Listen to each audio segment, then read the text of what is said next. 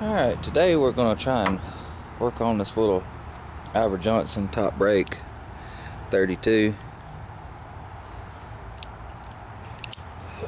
The finish is terrible on it, and we're going to actually strip it all down and refinish it. But the problem we have is with the trigger. You see, the trigger doesn't reset, so you have to push it forward each time. It's a very common problem. There's a spring up inside here, if you've seen my other video, that goes up inside here that resets this. Well, this one is broken. So basically what I did, I got looking. Lots of these parts for these old guns are very much pretty much obsolete if you can find them. There's a link gonna be in parts lots and such. So basically what I did is I got to looking, scouring the internet. That's what you always do when you're working on old guns, and you gotta find parts.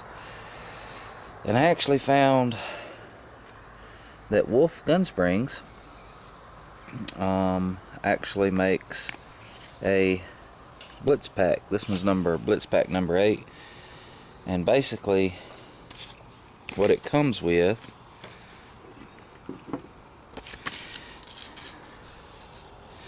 is it gives you 2 of every size of trigger return spring, which basically all they did was take and cut some. This is the original end, if you see how it's rounded, and the ones that they send you are square, so they have to be fitted to the gun, which is no problem. A little tedious effort, but so what I did is I just took me a little old magnet. This one's kind of handy because it's got 2 little places on it, and I put my spring that I'm going to be shaping on the bottom. I was fortunate enough to have both pieces still in the gun, and I'll just put my new one on top of it, take me a center punch, and kind of line everything up.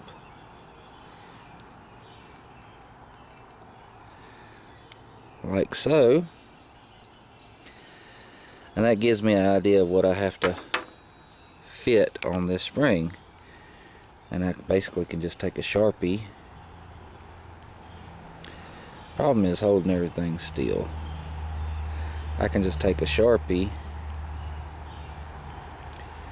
and outline the spring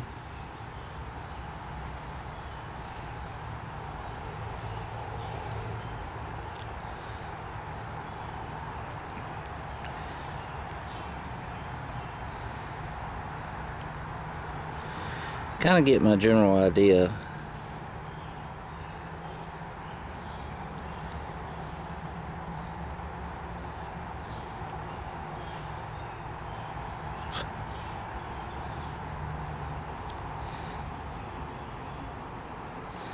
Kind of get my general idea of how I need to shape this thing. And then I will just take a needle. But you can actually take a Dremel and grind all this down. The problem is with spring steel, as you grind it, you start heating it up and you start messing with the temper. And these are already tempered. These are just hardened and tempered, ready to go in the gun. You just have to fit them. So basically, I'm going to take a needle file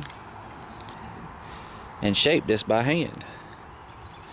And like I said, it will be a long, tedious process.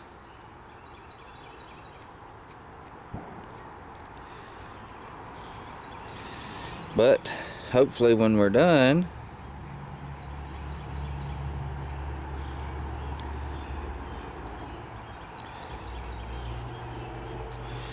we'll be able to make that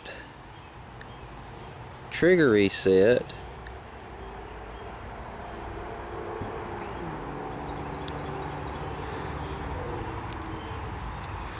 as you can see. Now I have the outline of our spring. I should be able to make the trigger reset spring. Now we got to do a lot of filing.